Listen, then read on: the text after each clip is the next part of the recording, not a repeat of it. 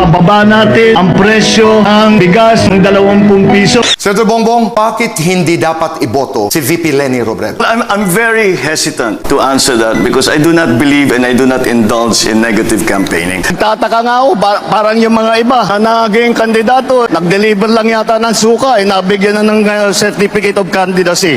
Bakit tayo tinitira? Ibig bang sabihin, takot sila sa atin? Kami daw, yung aming team sa PDP, ay parang nagbibinta lang daw ng suka, tapos binigyan ng COC.